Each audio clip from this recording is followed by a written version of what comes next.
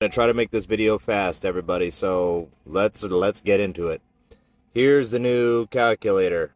Let's refresh the page.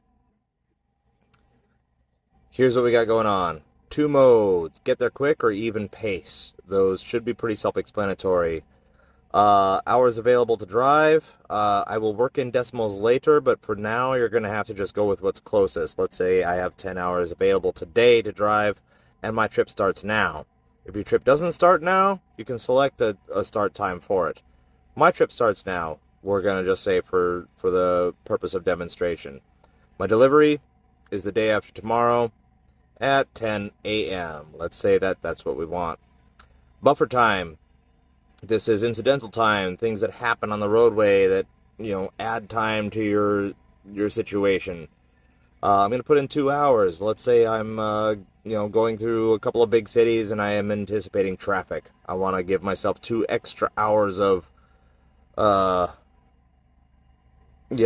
buffer, padding. Miles, let's just say for ease, we're going 900 miles. Average moving speed, you can set this to any value up to 85 miles per hour average, but if you're going that fast, that's pretty crazy. 55 is a pretty safe number. I mean, you can change it up a little bit, 57 miles per hour. Pre and post trip, select what you want. We're going to do both. That just pads our day a little bit more with a half an hour per day for both pre and post trip. We don't need one on this trip, but if you do need one, you can select what day you intend to take a 34-hour reset. If you know you're coming up against your 70-hour clock, you can choose that there. What it will do is it will substitute your 10-hour break for the day for a 34-hour reset. It does not respect the 70-hour clock. It does respect the 14, 11, 8 hours for 30-minute break clocks, but it doesn't know how to calculate your week, and it does not do sleeper burst splits. So if that's the way you run, this might not work so well for you. Operational buffer is a value in minutes. I've got it set to 10 by default.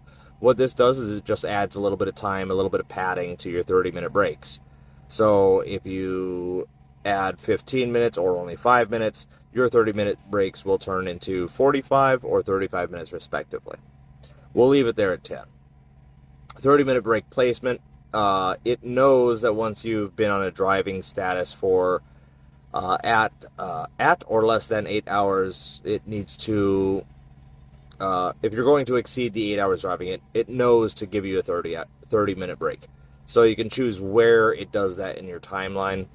As late as allowed, it's going to push you full 8 hours before it gives you a 30. Auto is going to be close. Early is going to be around the 6-hour mark, and midpoint, which I like, is going to be kind of somewhere in the middle of your driving shift. The time zone change, depending on where you're heading and what you're doing, will change, the delivery plan based on where you're heading. So if you're heading west and you know you're going to cross one time zone, you'll click on that. The driving window. Let me be clear, the more constraints you put on this, the less likely it is going to be to find you a plausible route. So sometimes leaving it flexible, sometimes doing pre-trips only, whatever the case may be. But what this does is it allows you to set your driving window start and end. Whether that's starting at 10 p.m. and ending at 8 a.m. because you only like to drive at night, or something like it says in the default here, starting at, I don't want to drive any earlier than 5 a.m. and I don't want to drive any later than 11 p.m. It will try its best to work within your preferred driving hours. We're going to leave this as a no and flexible, and we're going to click plan now that we've filled out our fields here. Then it'll go to the feasibility snapshot. It will tell you the window that you gave it, which is basically 2 days and 1 hour, the amount of driving needed, basically the target daily drive, because remember we're using the evenly paced mode right now.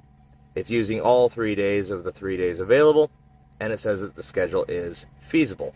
Then it gives you a proposed timeline. How this works is it schedules your on-duty, driving. Driving is less than 8 hours, so there's no 30-minute break in there. Puts you on an off post-trip inspection, and then on your off-duty reset for 10 hours. Then it adds extra time. This is because it wants to pace out your schedule. This is the even, steady pace version that we're working with right now. So instead of 10 hours, you'll do 10 hours plus 4 hours and 57 minutes. And it's doing that to time out your arrival to your delivery. Then it shows you going on duty, driving, going back on duty to do your post trip, another 10, and another killing time section. After it calculates your buffer in, it puts you there at your delivery appointment with the time zone difference taken into consideration. So that's how it does it. Your final drive to your destination will be 5 hours and 16 minutes. Now, let's say you would rather get to your destination quick and kill all that available time at the end of the trip. That's the get there quick mode. So you do that, click plan, and it's the same trip. It's just organized differently. So it has you driving, doing your 30-minute break plus that 10-minute buffer we accounted for, and continuing on until you get to your destination. That's our 900.6 miles. It gets close. Sometimes it usually falls on being a little bit over than anything under. And then it's like, okay, you got there. Now you're going to spend the rest of your any free time you had on this run just chilling at the destination. And this is, frankly, the way I usually like to run. But, you know, that's kind of how it works.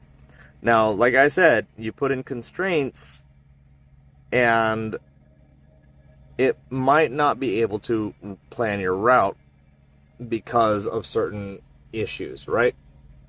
Once you start telling it that I can only drive between these hours, that really limits it. And if it can't do it legally, it's going to tell you. So it's like, okay, well, let's say just for poo-poos and ha-has, we go to pre-trip only. Will that make the plan possible? No.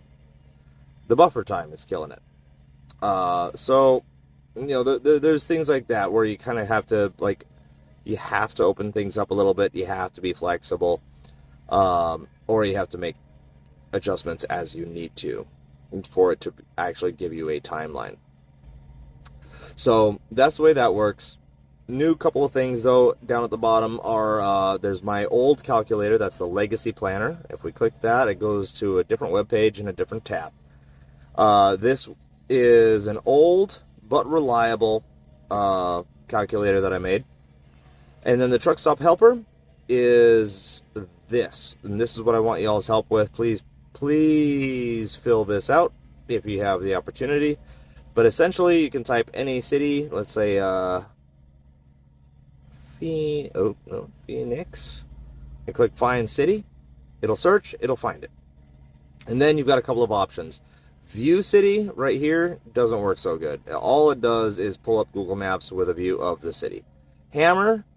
If you use Hammer, this will at least route you to that city. Same with Trucker Path. At least I know that Trucker Path will show you stops along the way.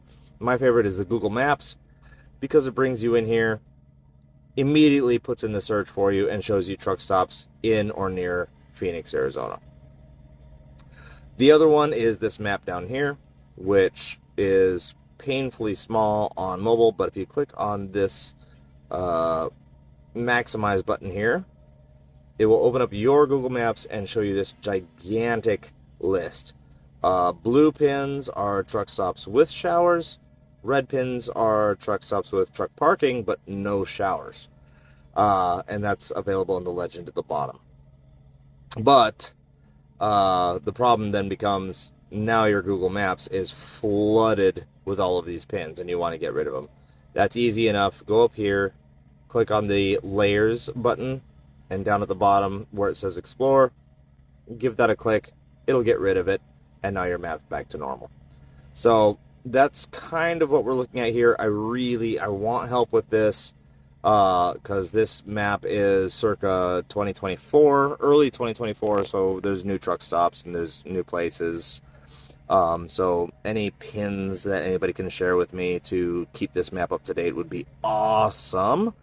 Beyond that, I hope this helps some folks.